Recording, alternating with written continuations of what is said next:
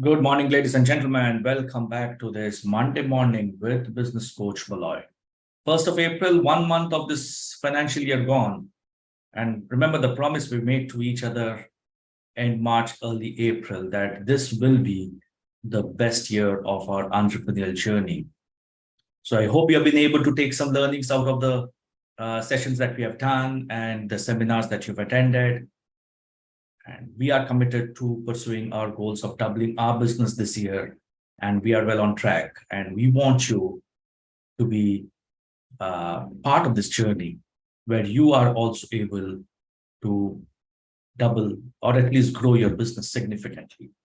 So we are on day 11 of this series, Business Mantras for Entrepreneurs. And within that, we are in the step-by-step series to build the profitable commercial business. We have done 6 steps till now, focusing on the business plan, the value proposition, defining the target market, need for a robust marketing strategy, and 2 sections on recruiting and managing people. If you have missed any one of these, please do visit our website and you will find the recordings there. If you're struggling to get a hold of this recording, please let us know and we shall send it out to you. Because these are important steps.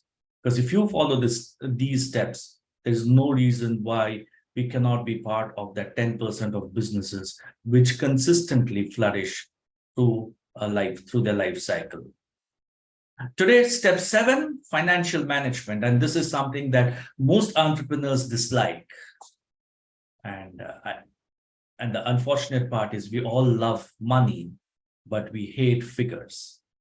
And we don't like to discuss figures because we find them uncomfortable.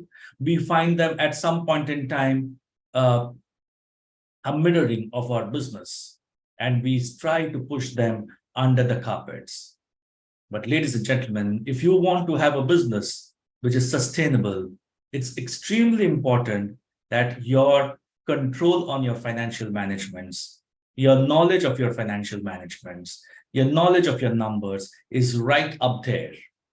Let's take this example, 2 companies, 2 intelligent leadership teams, 2 charged up teams, and 2 products with great potential. So how are they different? The answer lies in effective financial planning. Whether you're a first-time business owner or a business owner preparing for an IPO, you're probably aware that there is more to success than just maintaining the books. As per a study, 69% of businesses struggle with cash flow. Another survey revealed that lack of capital or cash flow was the #1 non-pandemic related challenge for small businesses. Important financial decisions must be made right from the day you have started the business to the day that your business is on this planet. There is no transition period. While a few owners of small businesses may have prior business experience or solid financial literacy, many or most of them are amateurs. So what I've done is I've split this entire discussion on financial management into 2 sections. The first one today, because each one of them is designed to help you through the crucial aspect of your small business financial development. And let's today talk about the one thing that is the most critical to a business, but the least used in a business by entrepreneurs. And that is how to manage and track a business cash flow. Business cash flow is defined as the money that moves in and out of your business over a specific period. Positive cash flow, you would know that it is more income than the payout in expenditure. And this must be maintained if you were to remain in business. If you have a positive cash flow, your business will be able to pay its bills when they're due and meet any unexpected costs. Negative cash flow, there are periods where all of us, all business owners to the world have experienced negative cash flow. For example, your payments have not come in time. You have suddenly had a drop of exit of a certain large ticket client, or you've invested in a certain piece of machinery or capex, and there has been a outflow of cash. Potentially, you will have to rely on the bank overdraft or short-term loan to cover this cash flow shortfall. However, as long as the negative cash flow has been planned for and your business reverts to a positive cash flow within a determined period of time, it should not cause a serious problem for your business. But the most important period is, are we able to project the week, the fortnight, the month when we are foreseeing a negative cash flow? And if you're able to project that, there's a good possibility that you will be able to manage that with short-term debt and overcome them, because you now have a situation where you will see a positive cash flow. So why is this cash flow so important to a business? A lack of cash is the most common reason for businesses to fail. Even the most successful businesses can quickly find themselves in trouble if their cash is tied up in late or unpaid invoices and they no longer are able to pay their bills. It is seen that because entrepreneurs are unable to manage their cash better, at some point in time, most of the cash is either stuck in inventory or in accounts receivables. But one of the more difficult times for entrepreneurs is the early days of your business.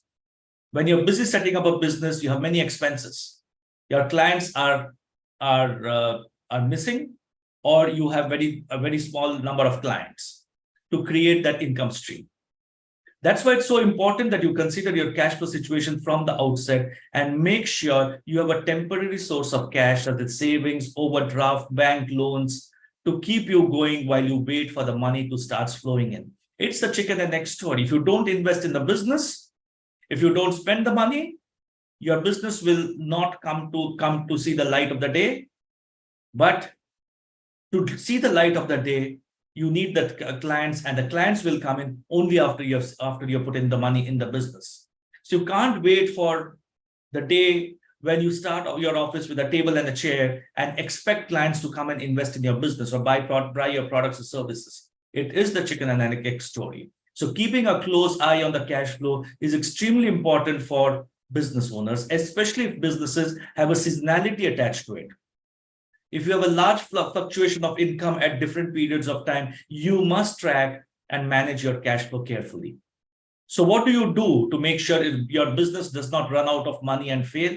Create a cash flow statement and forecast. The best way to keep a close eye on the flow of cash in and out of your business is to create a cash flow statement and keep on forecasting it. There are very, very simple financial documents that will give you a snapshot of your actual monthly cash flow and your monthly outflow. Please factor in when you're doing the inflow, when the money is going to come in, because you may have a period where your outflow is highest in the beginning of the month, but your money from your customers come in between the mid to end of the month. So you cannot have a situation where you put in one number and say my cash flow is right. So initially you may have to do it by the week. And most of my clients, when we start preparing cash flow, we do it by the week, and then we move to the fortnight, and then we move to the month, because by then you have a sense of where your cash flow is going. Think about the payment terms that you're offering to your customer. Another big step in managing a small business cash flow is the appropriate payment terms. Many businesses that sell directly to end customer can take a payment immediately, like a retail outlet. Most of the payments that they receive is immediate. But many of us who are working with our clients, while we want our clients to pay in advance, there often is a credit term in terms of 7 days, 14 days, 30 days, 60 days, 90 days. Extending credit to customers and clients can be an effective way to attract new business and build trust, but it will also have a direct impact on your cash flow. There's also the perpetual problem of late payments to think of. You sign off a customer with a 7-day, is a good customer, but he always pays you in 30 days. You will have these perennial problems. And these late payments are a leading cause of cash flow. So it's worth thinking about how you will encourage your customers to pay on time. Or you can also think about, who do you do business with? Think about all the people you want to do business with very carefully. As a small business, you must be selective about who you work for and the credit check the new prospects before you agree to work with them. Turning down potential new contracts based on a credit check is not easy. It takes a steely resolve, but it could be the best thing that you can do for your business.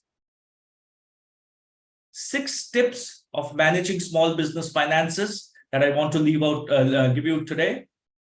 If you're looking at to take your business to a greater height, there are 6 ways to improve the small business finances.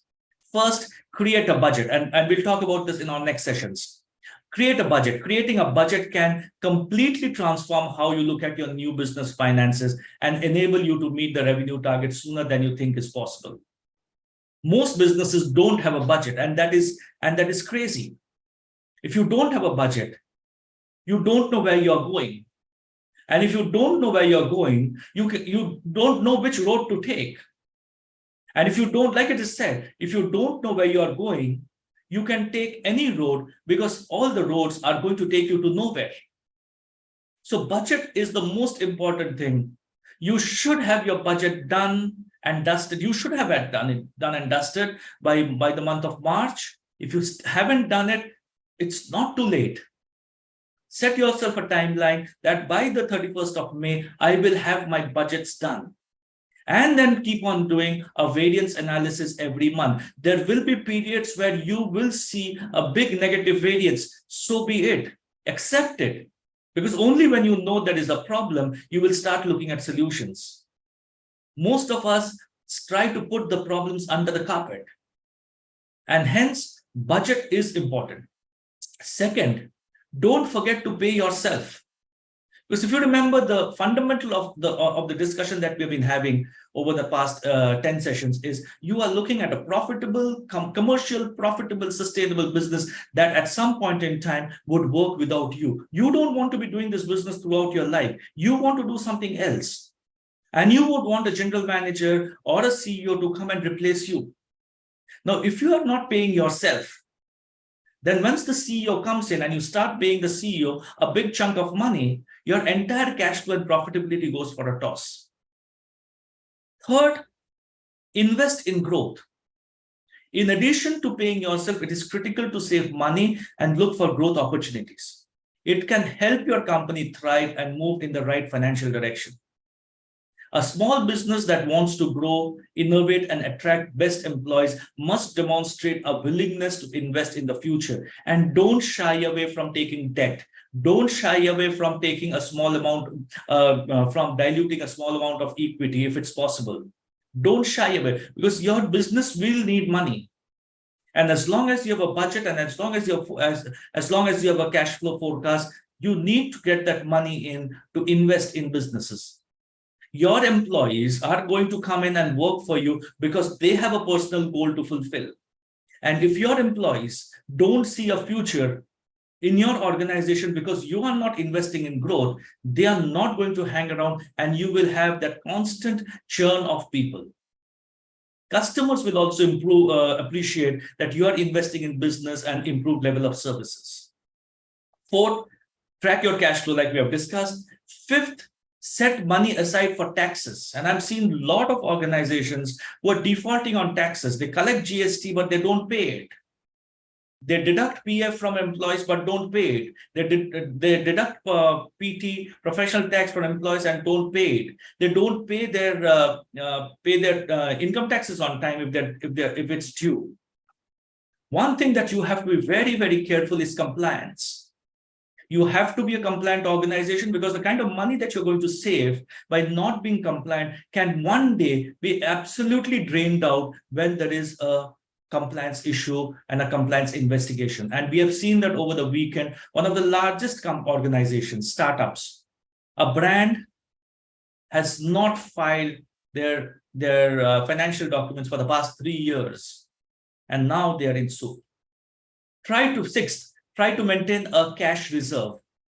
You can read a million financial management tips, but they'll all be useless unless you implement them in your business. Whenever possible, try to put in small amount of money into reserves. It could be a small mutual fund, it could be an SIP, it could be anything. Try to build the reserves It's not easy at the beginning of the business. Maybe in the first 3 years of your business, you're not able to build that reserve. It's only a burn of cash. But as soon as possible,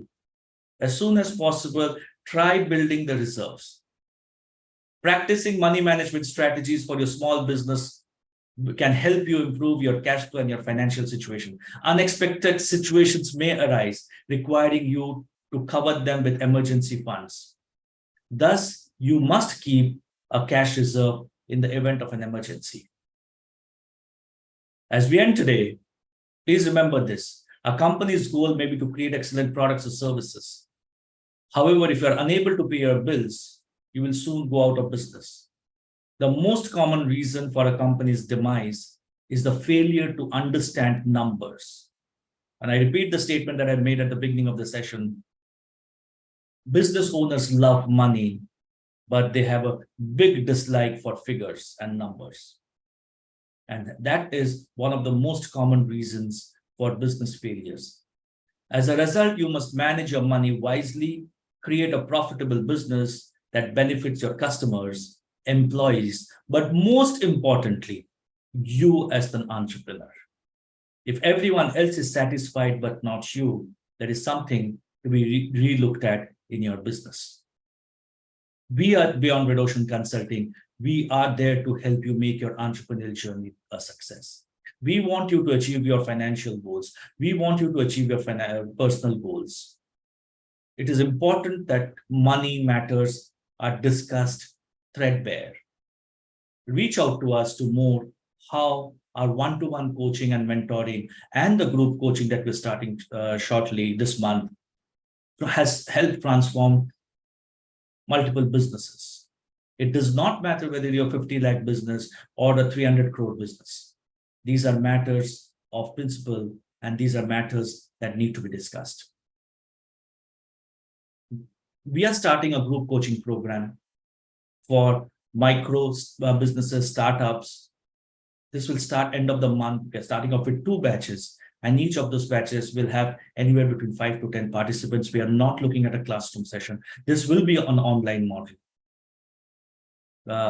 Over 6 months, starting from June, May end early June, for about 6 months, 13 sessions, 26 weeks, 2 hours per session.